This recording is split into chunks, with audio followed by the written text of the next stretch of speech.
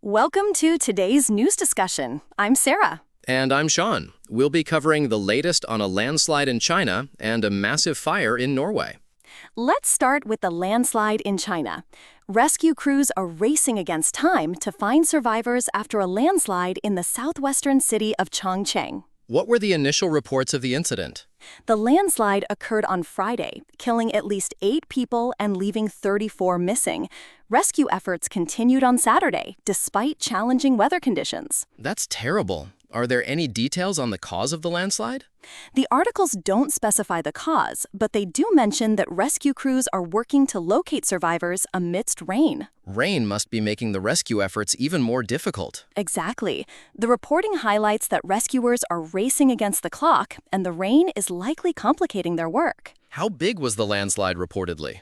The exact size isn't mentioned, but it was significant enough to kill at least 8 people and many more missing. What's being done to support the families of those affected? The articles don't provide details on that, but typically in such cases, local authorities and relief organizations step in to provide support. That makes sense. Let's move on to the other story. A massive fire in Norway destroyed over 100 homes, right?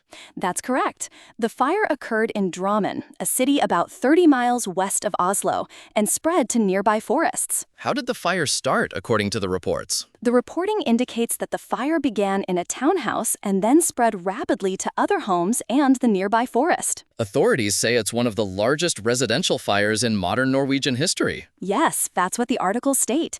The fire has been particularly challenging for firefighters due to its spread into the forest. Were there any evacuations reported? Yes, hundreds of people were forced to evacuate the area as the fire spread. That's quite a significant displacement. Were there any reports of injuries or casualties? Thankfully, the articles don't mention any casualties directly related to the fire, though they do highlight the extensive damage to homes. So the focus is on containing the fire and supporting those who lost their homes. Exactly. The situation is still developing, and firefighters are working to control the blaze. How does a fire like this typically get managed in terms of resources and support?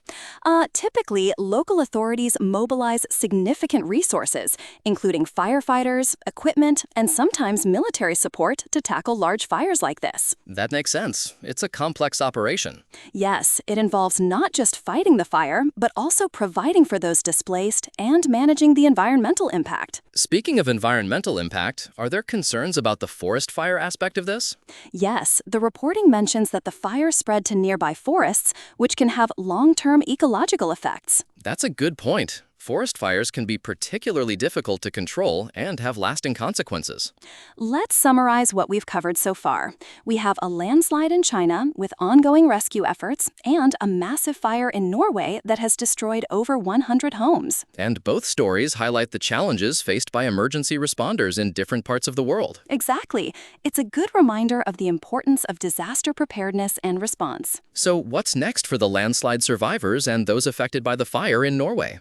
The immediate focus is on rescue and relief efforts, with longer-term plans likely to include rebuilding and recovery initiatives. That's a complex process, isn't it? Yes, it involves not just rebuilding homes, but also supporting communities through a difficult period. Well, that's all for today's discussion. Thank you for joining us. Goodbye, and see you later.